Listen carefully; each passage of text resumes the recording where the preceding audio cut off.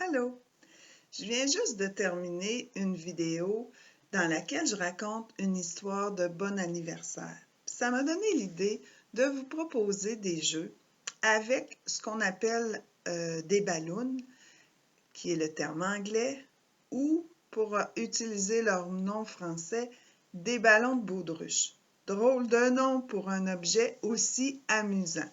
Alors, je vais vous proposer différents jeux qui seraient adaptables à tout type d'enfants ou de plus grands, adolescents ou même adultes qui ont envie de s'amuser. Souvent, lorsqu'on fait une fête, on utilise des ballons pour décorer. Puis après, qu'est-ce qu'on fait avec ça? Bien, on pourrait vraiment s'amuser beaucoup. Pour avoir déjà fait des jeux avec des ballons de baudruche, c'est toujours gagnant. Les enfants aiment beaucoup ça. Parfois, si on a dans notre groupe ou si votre enfant est un enfant qui réagit au bruit, il se peut que le risque d'entendre le ballon éclater nous fasse hésiter à faire cette activité-là. Alors, ça peut être intéressant pour aider certains enfants à juste prévoir que ça se peut que ça arrive, puis à savoir qu'est-ce que ça va faire. Souvent, les enfants, ils réagissent beaucoup à un ballon qui éclate parce que quand c'est arrivé, plein de monde ont fait Ah! Et ça l'a amplifié, dans le fond, euh, l'incident d'un ballon de baudruche qui éclate. Alors, on pourrait, pour un petit peu défaire ça, on pourrait jouer à un jeu qui consisterait à faire éclater un ballon. Qui va réussir le plus vite à faire éclater son ballon? Ou on pourrait juste montrer aux enfants, regarde, c'est amusant, c'est un beau ballon. Mais des fois, si on le serre trop fort, des fois, le ballon va faire POW! Puis là, on le fait pour leur montrer. Puis on leur dit que c'est pas grave, on leur montre tout de suite après qu'on peut gonfler un autre ballon, puis on a encore un ballon pour jouer. Donc, c'est ma proposition pour peut-être aider certains enfants à accepter de jouer avec le ballon. Et si ça arrive pendant le jeu, c'est important de dédramatiser puis d'essayer autant que possible de ne pas faire le saut quand ça arrive, mais plutôt d'en rire puis de dire Ah ben c'est pas grave, on va en gonfler un nouveau. Donc, petite parenthèse pour essayer là, de rendre vraiment agréable pour tous cette activité-là. Je vais vous partager un peu. Ben d'abord, je peux vous dire que si vous allez sur Pinterest, vous allez trouver un paquet d'idées de jeux qu'on peut faire avec des ballons de baudruche. Mais moi, aujourd'hui, ce que je veux, c'est proposer des adaptations aussi pour faire certains jeux avec les ballons. Donc, vous aurez besoin, pour faire des jeux, ce qu'on appelle une tapette à mouche. Et moi, pour faciliter les choses, dans le fond, le truc est en métal, je l'ai placé comme je voulais pour me faire une poignée pour que ce soit plus facile. C'est très léger en plus. Donc, en ayant fait ma poignée, je vais pouvoir, pas mal tous les enfants qui ont un petit peu de préhension seraient capables de tenir la tapette à mouche que j'ai ici. Ensuite, je vous encourage à utiliser soit une assiette d'aluminium que vous avez ou si vous préférez une assiette de carton et tout simplement de coller derrière un élastique pour permettre de rentrer la main dedans. Puis on va pouvoir faire plus tard des jeux avec ça. Évidemment, ça vous prend des ballons et aussi un bâton. Moi, j'ai utilisé ici un tube autour duquel il y avait un papier là, de rouler que j'ai conservé. Je l'aime beaucoup parce qu'il est petit. Donc, même une petite main pourrait pas mal bien tenir ce bâton-là.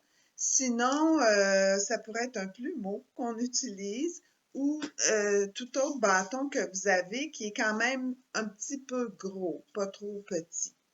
Donc, en gros, aussi un gros bac ou un gros panier que vous pourriez avoir. Donc, je vais vous expliquer. C'est sûr que les enfants ne vont pas faire les jeux en même temps que j'explique. mais vous pouvez les regarder, vous en inspirer, puis je suis certaine qu'ensuite, vous allez trouver plein d'autres jeux que vous pourriez faire avec les enfants. Et la première chose que je vous dirais, c'est avec 1, 2, 3, 4 enfants, dépendamment combien vous êtes, il y a possibilité de jouer à ne pas laisser tomber les ballons. Et là, plus il y a de ballons, plus les enfants ont la chance de recevoir le ballon, ont la chance d'être capables de le frapper. Je vous encourage, les enfants qui sont en fauteuil roulant, à placer leur plateau. Comme ça, il se peut que le ballon tombe sur le plateau du fauteuil roulant, puis l'enfant aura le temps, à son rythme, de pousser le ballon pour continuer le jeu. Puis on peut aussi bombarder les enfants dans le sens que si le ballon arrive sur eux, ça va pas leur faire mal. Alors eux, peut-être que c'est avec leur tête que le ballon va continuer son jeu. Donc beaucoup de ballons, beaucoup de mouvements, puis peut-être des adultes pour aider le ballon à demeurer dans les airs. Juste ça, ça peut donner lieu à beaucoup de plaisir, beaucoup de rire, et c'est facile et très peu coûteux. Donc ça serait la première chose que je vous proposerais. Une autre chose aussi, avec un élastique attaché à un ballon, ça me rappelle, moi, un jeu de mon enfance. Quand on allait dans les foires, il y avait souvent, on pouvait souvent acheter ça. Les ballons étaient plus gros que ça, sur un élastique. Puis le jeu, c'était de frapper comme ça le ballon. Et je connais un petit garçon qui s'appelle Gabriel, qui est un expert là-dedans. Il adore faire ça. Pour lui, c'est des heures de plaisir de juste s'amuser à faire bouger, frapper son ballon comme ça. Pour d'autres amis qui ont peut-être pas l'habileté là, de faire ça, mais on peut fixer le ballon comme ça au bras. On peut faire danser les enfants avec des ballons à leurs bras. Alors pour eux, ça va être amusant de voir le ballon bouger. Donc ça, c'est une autre possibilité qu'on peut faire avec un ballon. L'autre jeu que je vous proposerais, ce serait un jeu de baseball. Si on est seul avec l'enfant, le but, ce sera juste de frapper le ballon. Mais si on est un petit groupe, on pourrait vraiment jouer comme au baseball. Tu frappes le ballon et vite, vite, vite, il faut que tu ailles toucher à un but. Les possibilités, encore là, sont grandes et assez infinies. Donc, je tiens le bâton. Quelqu'un peut envoyer le ballon et il faut simplement le frapper. Si vous êtes avec un enfant qui a, je vais baisser mon écran un petit peu. Si vous êtes avec un enfant qui a des petites difficultés motrices, bien, vous pouvez facilement, en tout cas, diriger le ballon pratiquement sur le bâton. Alors, même s'il y a un petit mouvement de rien du tout, le ballon va quand même être propulsé. Donc, puis ça habitue l'enfant aussi à utiliser un objet pour faire une action. J'aurais pu aussi faire la même chose avec mon plumeau. Oups, le ballon m'a resté collé après les doigts. Avec mon plumeau multicolore, qui lui est peut-être plus difficile à prendre. L'autre jeu, si on a des tapettes à mouches, c'est comme de jouer au badminton. On pourrait prendre aussi une raquette de badminton, sauf que celle-là, ça va être plus difficile parce que la cible va être beaucoup plus loin de la main. Donc, ça demande au niveau de la coordination à une main une plus grande habileté. Alors, si les enfants sont capables, ils pourront utiliser des vraies raquettes. Sinon, le tue-mouche avec une poignée raccourcie va être aidant parce que là, la cible est beaucoup plus près de la main. Puis en plus, ça me donne plus de préhension comme ça. Alors, le but, c'est d'échanger avec une autre personne le ballon comme ça. Et encore là, si l'enfant tient la tapette à mouche ici, on peut cibler, nous, l'adulte, d'essayer de viser avec le ballon sur sa tapette, sur le tue-mouche, c'est-à-dire Comme ça, il n'y a pas à donner un trop gros coup. Donc, c'est une autre chose qu'on peut faire avec nos ballons. On peut aussi, en mettant la main dans mon élastique, ça peut devenir une autre façon de frapper le ballon. Ça peut aussi être une façon de transporter le ballon dans une course ou dans une course à relais où on doit apporter le ballon sans l'échapper pour aller le mettre dans une cible.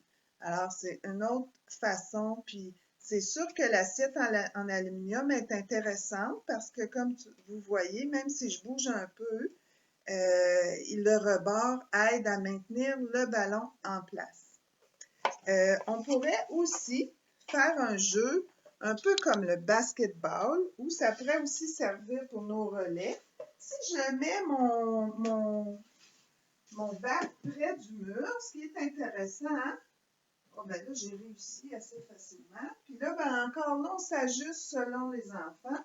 Mais ce qui est intéressant, c'est que, puis là, pour faire du mal, ça ne fonctionne pas, mais étant donné qu'il y a un mur derrière, si mon ballon touche le mur, et là, il a collé sur le mur, il devrait pouvoir plus facilement entrer, bon là, j'ai réussi, entrer par un rebond dans le